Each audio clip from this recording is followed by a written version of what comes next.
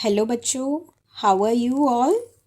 I hope you all are fine and doing well, and your NAS exam practice is also going very well. So let us now do a mock test. आज हम एक mock test करेंगे. जो हमने एक दो दिन पहले mock test किया था वो हमारा mock test था हिंदी मीडियम में. ठीक है, वो हमारा मॉक टेस्ट था हिंदी मीडियम में. आज हम करेंगे इंग्लिश वाला. आज हम अपना मॉक टेस्ट इंग्लिश वाला करेंगे. वही सेम पैटर्न बेटा इसमें भी है.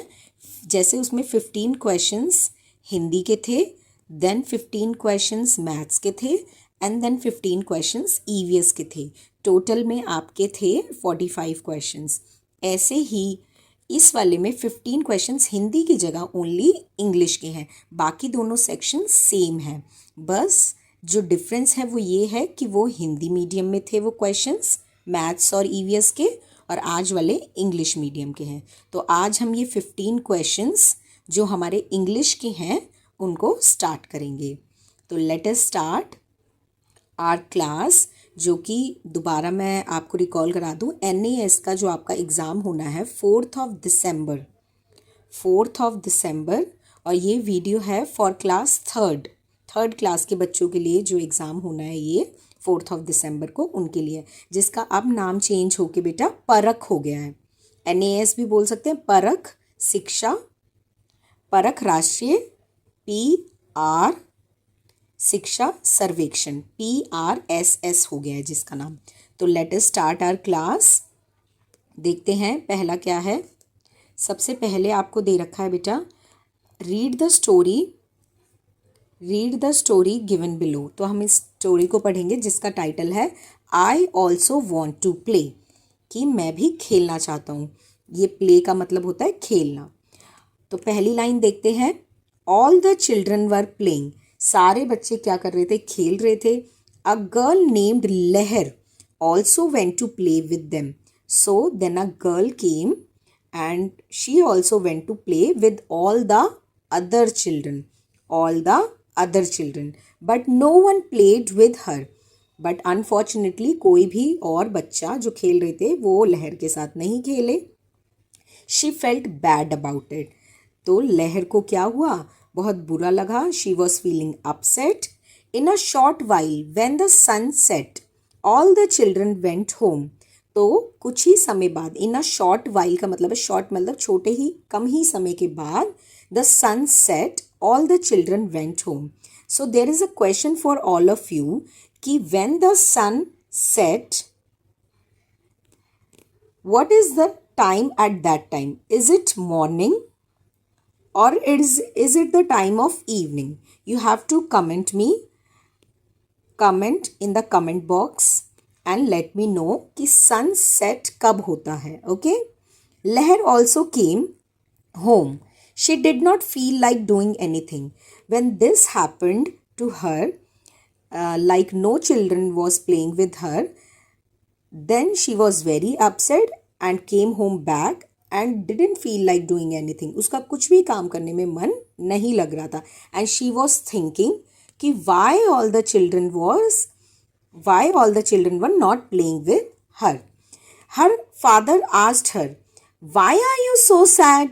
तुम इतनी उदास क्यों हो? Why are you upset? She said, no one plays with me. कोई मेरे साथ नहीं खेलता. Father said, don't be sad, तुम उदास मत हो, तुम अपसेट मत हो. फादर ने उसे समझाया. आपके भी पापा ऐसे आपको समझाते होंगे ना, जब आप किसी बात पे परेशान हो जाते होंगे. आपके पापा, आपकी मम्मा, आपकी टीचर्स आपको समझाते होंगे ना, बेटा ये इतनी बड़ी बात नहीं है, इस पे परेशान मत हो, एंड इसका कोई ना कोई सॉल्यूशन यानी कि उपाय आपको मिल ही जाएगा. Tomorrow ask your friends to let you play with them.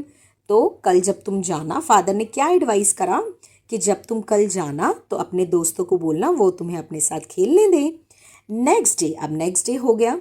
लहर went to school and told her friends. Lahar अपने स्कूल गई और अपने दोस्तों को बोला, I also want to play with all of you, मतलब मुझे भी तुम लोगों के साथ खेलना है.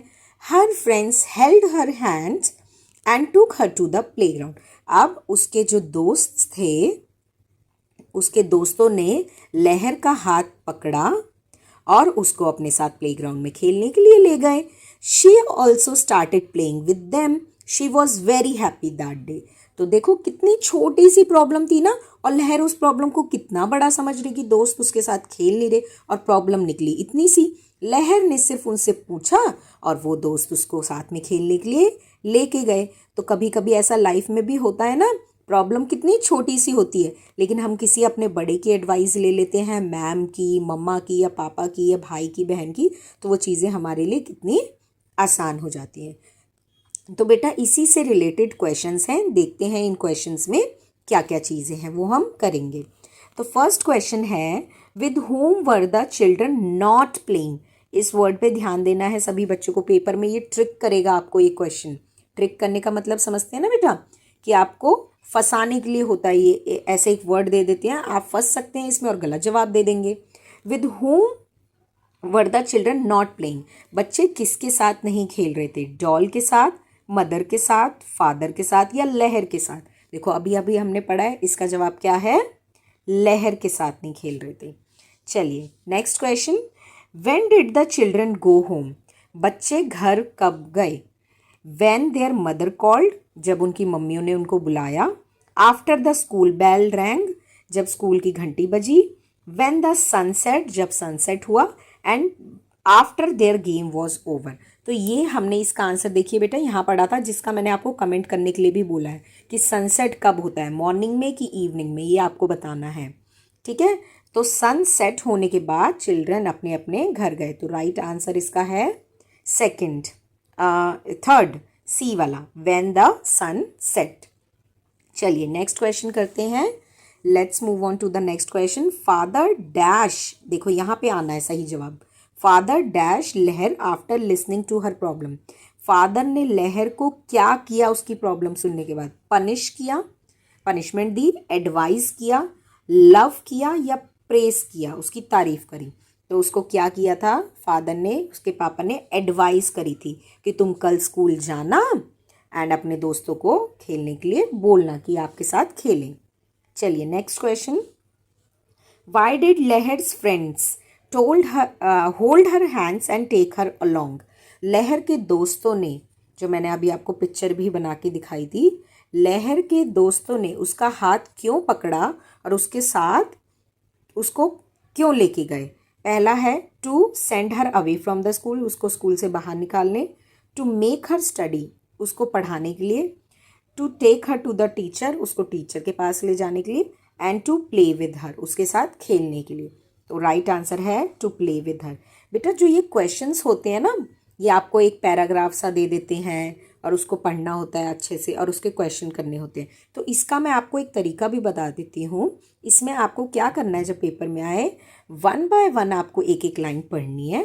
ठीक है, जो भी आपको ऐसा लगे कि ये ज़रूरी पॉइंट है, जैसे अ गर्ल नेम लहर, अब लहर ज़रूरी, उसको आप मार्क करते चलिए। ठीक है, और पूरा पैराग्राफ पढ़ने के बाद दोबारा उस पैराग्राफ को एक बार और पढ़िए और उसके बाद क्वेश्चंस रीड करिए कि क्या क्या क्वेश्चन पूछे गए। इससे आपको याद आ जाएगा कि आपने पैराग्राफ में कहाँ कहाँ पे क्या क्या चीज़ें पढ़ी हैं। तो let's move on to the next question. Next question देखते हैं क्या है। फिफ्थ क्वेश्चन भी इसी से रिलेटेड है। She was very happy that day. Happy के नीचे अंडरलाइन हो रखा है। अब देखते हैं अंडरलाइन वर्ड को क्या करना है हमें। In the above sentence what is the opposite of the underline word? Opposite होता है बेटा विलोम या उल्टा। इसका उल्टा क्या होगा? तो हैप्पी, हैप्पी मतलब क्या होता है? खुश, और खुश का उल्टा हो जाएगा हिंदी में दुखी। तो हम देखते हैं कि क्या क्या हमारे पास ऑप्शंस हैं। पहला है डल, ठीक है, ग्लैड, ग्लैड भी खुश होता है, डल यानी कि उदास सा, एंग्री यानी कि गुस्सा, और सैड, सैड यानी कि दुखी। तो राइट आंसर हो गया आपका डी वाला, सैड। चलिए नेक्स्ट करते हैं। नेक्स्ट भी आपको एक पिक्चर दे रखी है। नेक्स्ट में आपको एक पिक्चर दे रखी है, देखते हैं इसमें क्या करना है।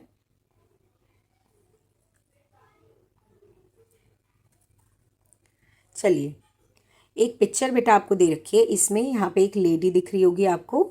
And what is she making? She is making rangoli with different colours. और यहाँ पे कुछ बच्चे हैं, रंगोली तो नहीं बना रहे बट सेम टाइप का कुछ बनाने की कोशिश कर रहे हैं। अपने हाथ में पेंसिल, देखो इनके हाथ में पेंसिल है, उससे बनाने का कोशिश कर रहे हैं। तो let's read this picture first. Amma made a pretty rangoli with dots and shapes. अम्मा ने बूंदे बूंदों से एक प्रिटी सी रंगोली सी बनाई है, ठीक है, और शेप्स की मदद से। Let us also make it on paper. तो बच्चे क्या बात कर रहे हैं कि हम भी चलो इसको पेपर पे बनाते हैं।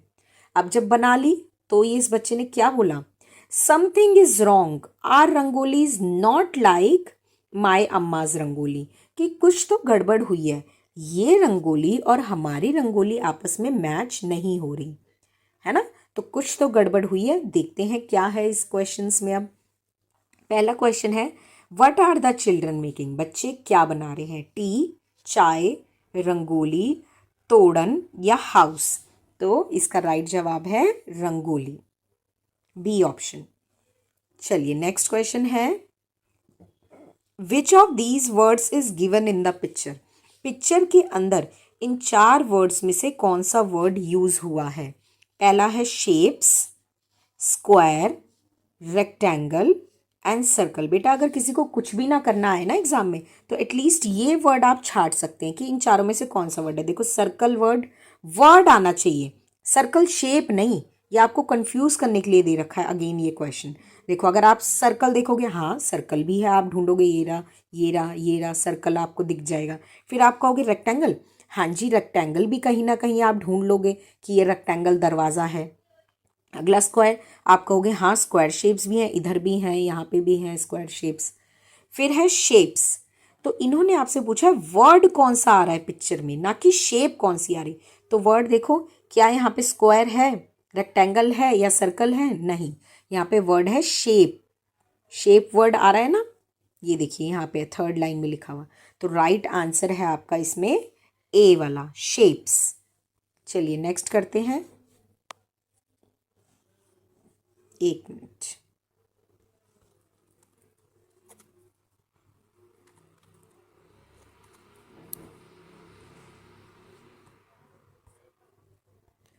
नेक्स्ट क्वेश्चन है 8th।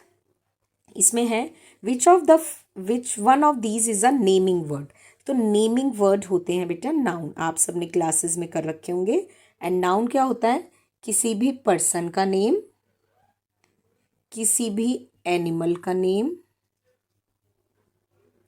किसी भी प्लेस का नेम या किसी भी थिंग का नेम। अगर इनमें से कुछ भी है तो वो नाउन होगा, यानी कि नेमिंग वर्ड होगा। किसी भी चीज़ का नाम, किसी व्यक्ति का नाम, किसी जानवर या पक्षी का नाम, किसी जगह का नाम या किसी चीज़ का नाम, सामान का नाम, तो वो क्या होगा, नेमिंग वर्ड। तो देखते हैं इसमें प्रिटी, प्रिटी यानी कि सुंदर, सुंदर तो नहीं है। रंगोली, रंगोली किसी चीज़ का नाम है, थिंग का, ये होगा। नेक्स्ट है आर, आर मतलब हमारा, तो ये भी नहीं है। ऑल्सो, ऑल्सो मतलब ये भी, तो इसमें से नेमिंग वर्ड हो गया आपका रंगोली, रंगोली क्योंकि किसी चीज़ का नाम है। नेक्स्ट देखते हैं क्वेश्चन, अम्मा was making rangoli with dash. अम्मा किसकी मदद से रंगोली बना रही थी, यह अभी हमने स्टोरी में भी देखा है। देखो यहाँ पे हमने देखा था, इसको देखते हैं हम कहाँ लिखा है, Amma made a pretty rangoli with dots and shapes. मिल गया आंसर, यहाँ पे डॉट्स एंड शेप्स की मदद से अम्मा रंगोली बना रही हैं। तो इसमें देखते हैं डॉट्स एंड शेप्स कहाँ पे है। फर्स्ट में है पेन पेपर, फिर है स्टेंसिल एंड कलर, एंड सी में है डॉट्स एंड शेप्स। चलिए नेक्स्ट क्वेश्चन देखते हैं 10th question, which one of these words is a describing words. बेटा डिस्क्राइबिंग वर्ड्स होते हैं एडजेक्टिव, ठीक है, यानी कि विशेषण, विशेष, जो कोई चीज़ विशेष हो, ठीक है, जो किसी भी नाउन, आपके नेमिंग वर्ड्स की या किसी भी प्रोनाउन की विशेषता बताते हैं। यानी कि अगर कोई नाम लिखा है, जैसे कि लिखा है मान लीजिए सलोनी, मान लीजिए वर्ड लिखा है सलोनी, किसी लड़की का नाम, तो उसके आगे ये लग जाते हैं। मान लीजिए इसके आगे हमने लगा दिया ब्यूटीफुल सलोनी, सलोनी को हमने डिस्क्राइब कर दिया कि सलोनी कैसी है, ब्यूटीफुल है। तो इसी ब्यूटीफुल को बोला जाएगा डिस्क्राइबिंग वर्ड। मान लीजिए आपके पास पेन है, ठीक है, पेन के आगे हमने बता दिया कि ये ब्लैक पेन है, तो पेन को क्या डिस्क्राइब कर रहा है, ब्लैक वर्ड डिस्क्राइब कर रहा है, पेन कैसा है, ब्लैक है, तो ब्लैक क्या हो गया, डिस्क्राइबिंग वर्ड, जो कि पेन को डिस्क्राइब कर रहा था। और पेन क्या है, नाउन। अभी मैंने आपको बताया डिस्क्राइबिंग वर्ड्स नाउन या प्रोनाउन को के आगे लग के उनकी विशेषता बताते हैं वो चीज़ कैसी है। जैसे कि प्रिटी रंगोली, अभी हमने ऊपर पढ़ा था ना, सुंदर रंगोली, तो इसमें देखते हैं कौन सा describing word, pretty, rangoli, shape या पेपर। देखो रंगोली नाउन है, शेप्स भी नाउन है, पेपर भी नाउन है। प्रिटी रंगोली, रंगोली के आगे प्रिटी वर्ड लगा है, तो फर्स्ट ऑप्शन यानी कि सुंदर रंगोली। चलिए नेक्स्ट क्वेश्चन देखते हैं बेटा। Look at the calendar given below.